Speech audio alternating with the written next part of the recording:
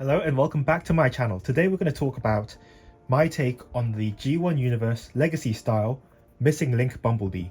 So as you can see, this is clearly the Studio Series 86 mold, but with a new head, new arms and a rub sign. And I think that this kit does a pretty good job in turning the Studio Series Bumblebee toy into a toy that closely resembles the original design. As I grew much older, I realized that this head design for Bumblebee is something I much prefer. Them having the chromed head backplate is something really iconic in my head, and that is something I really wanted to replicate in this toy. I wanted to convert Studio Series 86 Bumblebee into a Missing Link Bumblebee once I saw the reveals. I wasn't really happy with how they did the head. It doesn't really shout G1 Bumblebee to me.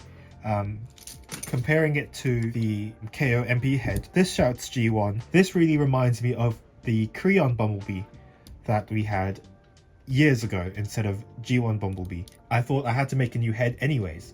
Second of all, in my head this is G1 Bumblebee with a small but slender proportion, and this is a blocky boy, so I turned him into him. The whole kit itself is quite a big challenge because I had to make the head fit. I went through a few versions of the arms to make them fit into the alt mode and ended up with this version that I'm really happy about. I know that the head might be slightly difficult to pull off, but I sort of heated this up with hot water and then just ran a scalpel along the seam line gently, and it sort of pried it open.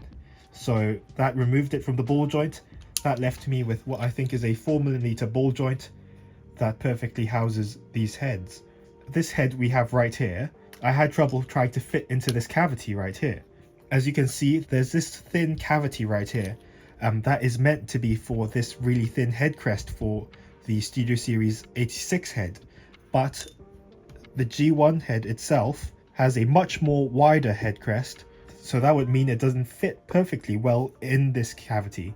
So what I had to do is I had to invent sort of ways to make it thinner and smaller to have it fit into this cavity, and I think I sort of reached that point with this latest piece. I'll bring this down for transformation. I'll untab the backpack and bring it upwards like so. Push this downwards and into the cavity, and then we'll see how well it closes. It closes fairly well. There is just like 0.5mm of a gap more than the stock transformation, as you can see, but I think this latest version closes the chest quite well. There is again 0.5mm of a gap, but I think overall if you press it down and compress it, once you've got everything aligned in alt mode, it doesn't really affect anything. As you can see, these fit on perfectly once more, and we're going to move on to the arms. I really wanted to change the arms up as well to match the G1 toy. As you can see, the G1 has fully black arms with both vehicle mode wheels on the side of the arms, and this is the look I tried to capture here as well. Ideally I would have painted these wheels matte black as well, but I'm pretty happy with how it looks right now, so I'm going to leave it as is. The first version I tried to do was I made this arm, and this arm you can't really fully replicate with your 3D printer because I used some dollar store Lego pieces for the ball joints, so you can't again replicate that. You have to have the exact ball joint to make that work. The problem with this was it was too wide to fit into alt mode. These ended up bumping into each other, and there was not enough clearance to keep these wheels on. So I'll put a picture on here now of when Bumblebee had these arms on.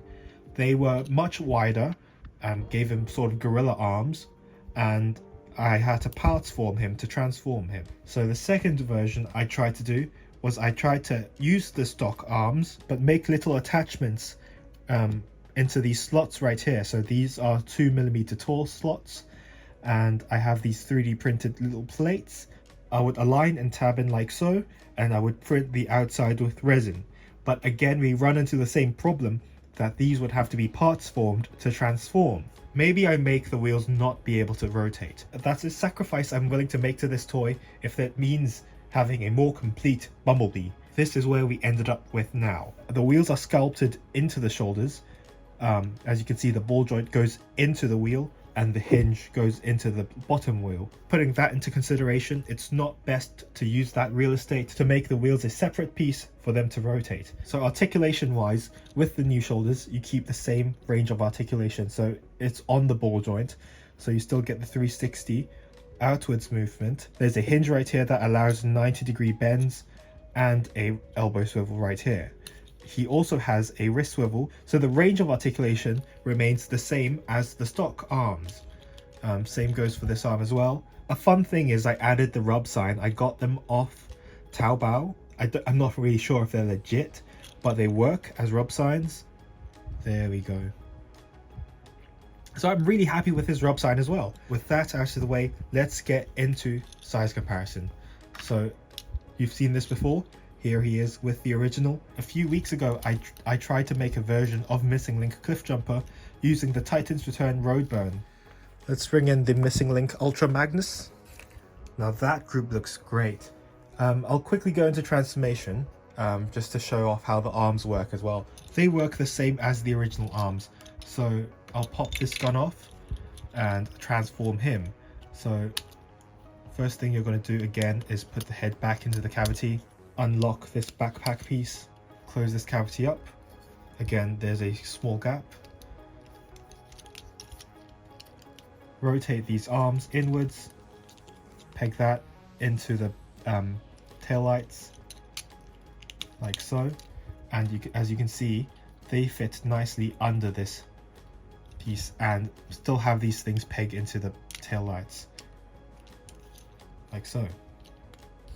Bring the torso down and do all the leg transformations. I really like this bit with what they did with the underside of the feet. There we have Studio Series 86 Bumblebee back in his alt mode, and as you can see, even with the new arms on the underside, I could have done it better. I could have done a better job tidying it up. They fit under the undercarriage of the car. Everything still pegs in nicely together, and he still rolls perfectly fine. With that being said, let's go through our final thoughts. I actually really enjoy this Bumblebee more than I thought. I think if I got him at full price, I wouldn't have enjoyed him as much, but the fact that I got him at a discount, because the place I went to had a 15% off sale for all things Transformers, I managed to get him at a very decent price. I couldn't really believe myself paying £23 full price for a core class sized toy. I know the engineering is super involved compared to core class, but I think, again, he's tiny compared to Studio Series Orion Pax right here, which is at the same price point. He's basically 2 Bumblebees tall. So I'm really happy about, again, getting him at a discount.